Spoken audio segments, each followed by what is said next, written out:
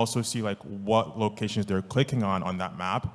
And that map also matches our D2C website, as in like where most of our customers are coming from, which is Texas, so Dallas, Houston area, Florida, it's in Jacksonville, Fort Lauderdale, and also in the LA area. Thank you. I was wondering like when you can start understanding, because there's two guys that talk about this all the time. There's an app called Go to Aisle. Are you familiar with this? Yeah, we use it. Can you break it down what this is? Oh, sorry. Who understands, and no affiliation, any know what gotoaisle.com? Have you heard about this before? Awesome. Here you go. So Go to Aisle is a platform that has your customers send them a picture of the receipt when you go buy from like Walmart, GNC, Target, and then you can set up a campaign where they refund them. So like we were running with GNC where if you go to GNC and buy one, send your receipt back to this number, you get a full refund through Venmo or PayPal. So like you can also track lifts through that. So just so everyone understands this, back when you were just new onto Amazon and you just pay for a shit ton of reviews just to kind of rank and kind of be like the preferred buy, this is kind of what that is. You kind of get a jolt of sell-through, yeah? Yeah, so this one, you can set it up as, okay, 50% off. So you send a receipt, you get 50% refunded to you, or you can get 100% refunded to you. So like we tested the 50% off. We tested buy two, get one free. We tested buy one, get one free.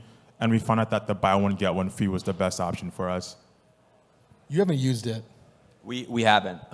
We have not used that. We've done similar things internally where we'll do giveaways if people snap, a picture in, in retail, and we'll give away something crazy, or we'll give some discounts. But we haven't used actually Aisle to do that. I think the really important thing to remember, right, is like the sell throughout the jump is really important, but then you need consistency and like sell through over time as well. And I think what that a lot of times comes down to is I think where you guys have done an amazing job as a brand overall is that you created a category. And these retailers, you have to put your mind in the perspective of a buyer or a category owner, whoever is making the decision in retail.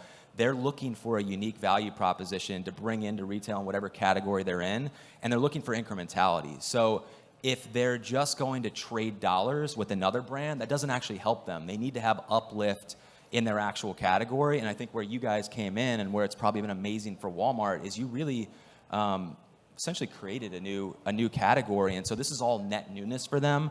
And I just think that those are really important things to think about if you're really thinking about going into retail is how are you going to differentiate? Can I add on? Absolutely. So for us with Walmart, we're the only tattoo skincare in there, which is nice because it's kind of like a monopoly. You go to Walmart and we're the only option that you can buy. And the pro of that too is that like Walmart doesn't really know like what to baseline at as like what is a good performance, what's a bad performance. So like both of us were learning as we go, and we've set ourselves like internal like milestones that we want to hit, and we've been crushing them. We talk to our Walmart broker every single week, like, hey, how are things going? Like, what do you guys think? Is this good? Is this bad? And we've been hearing good things back. So what do they even compare it to though? Are they like, oh, you have lotion? They look at the like units per week units per store per week. Okay. So as long as that's above like a healthy number, that's crushing it. I was gonna say the beauty of mass too. Wow. So like mass would be considered Walmart, Target, some drugstore. There's actually comp data on your competitors. So, I would suggest anyone if they have like, people in private, you can go to a lot of private equity funds because they pay for the data. It's like you can't afford it. We're not paying for that. But it's really nice to get a comp on what's happening in the space. The hard thing for specialty retail, which is Ulta, Sephora, Urban, some of the others, you can't see comp data because they don't release it. So it's really cool and interesting for like the Walmarts of the world where you can get a read not only on yourself, but then other things that are like tangentially associated within the categories. For us too, you kind of have to dig and build a relationship with your Walmart go-to person. So like as they, I guess, start to trust you more, they're going to tell you more information that they shouldn't be telling you.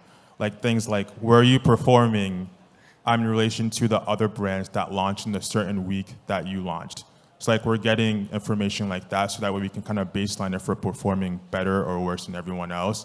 And they're like, yeah, you guys are the top 3 brand out of the 9 brands we launched in this week in August. So that's how you can baseline it too.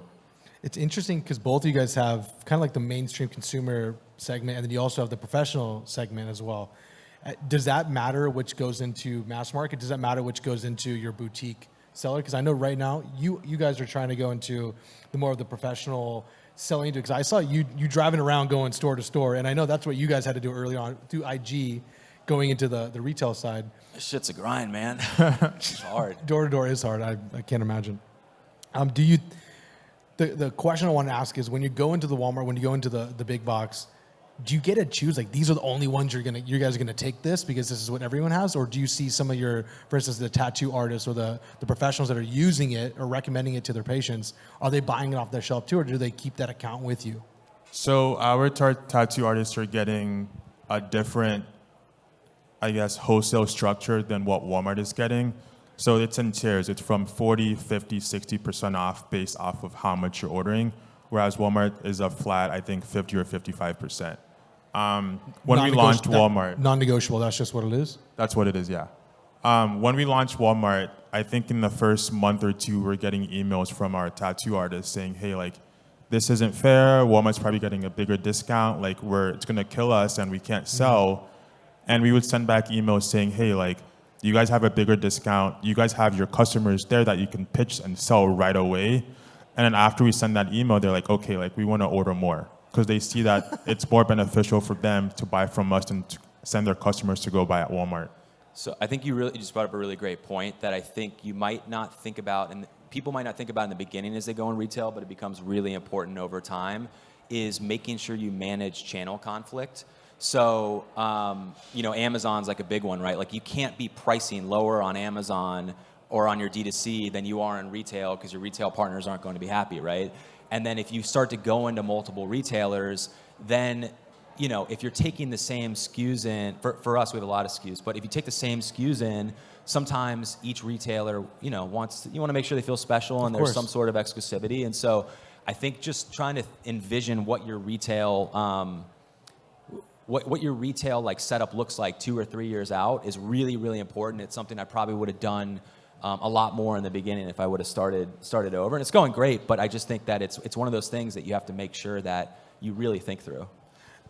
Sarah had a really good point that she did not want to go into the store until she was ready, until she had the ability to finance that inventory, because you do have to do a really large purchase order.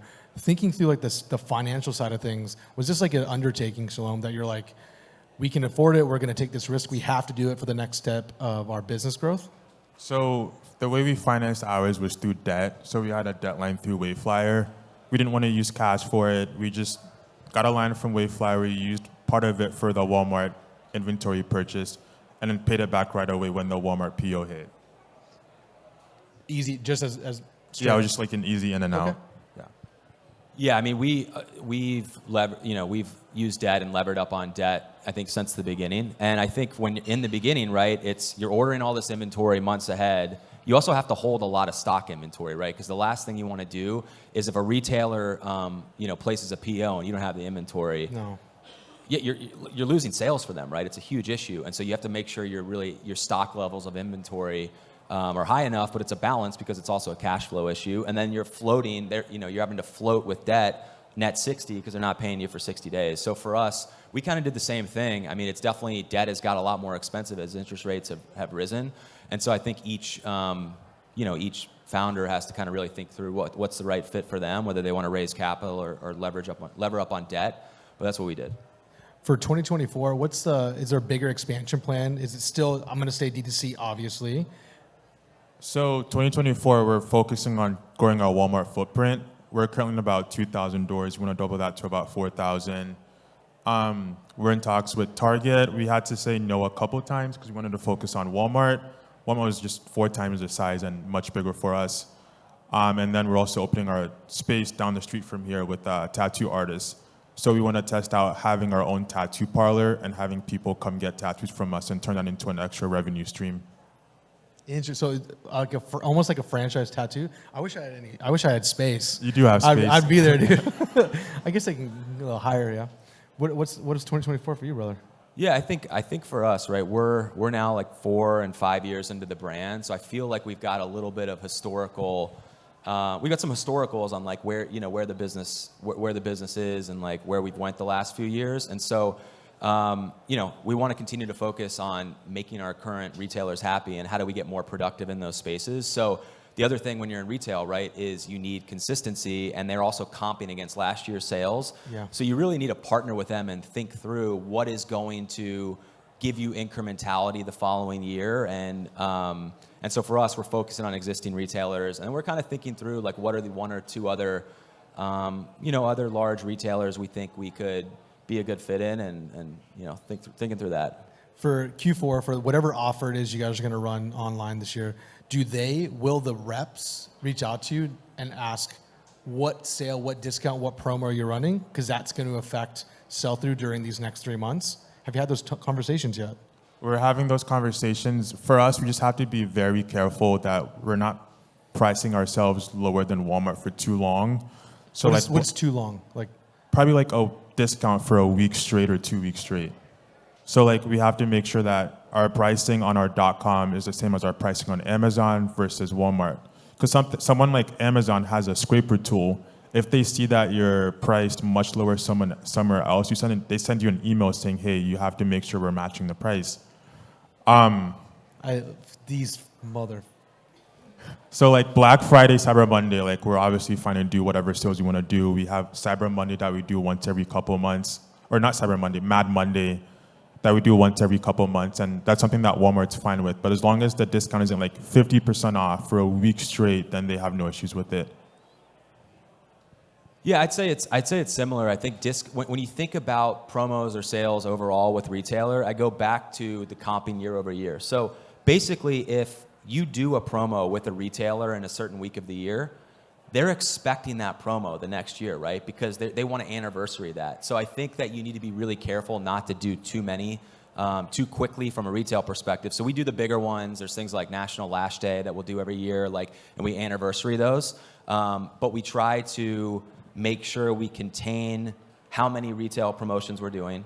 And then also going back to the channel mix and conflict, what do we think about for like Black Friday and Cyber Monday on D2C? And like, can we, I think you said you have 11 SKUs. So you have way less SKUs. And so I think you guys really have to think about that. We have a little bit of flexibility in that we have lots of different nail styles. So we can run deals and discounts on certain styles, but make sure that we don't cannibalize the other styles that are in retail at the same time. Right. So I just think you have to take a holistic view at it and just make sure you're thinking through all the angles and just make sure you keep your retail partners happy.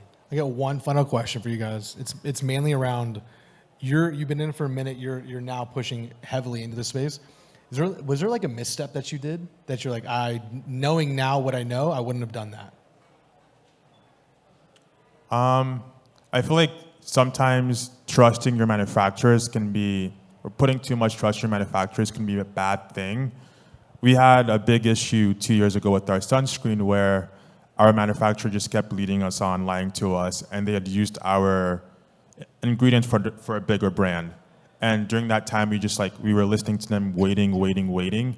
Something like that, you should pivot right away, have a backup manufacturer just ready to move when you guys are ready. So the lesson we learned from that is now we have 2 to 3 backup manufacturers for all our products.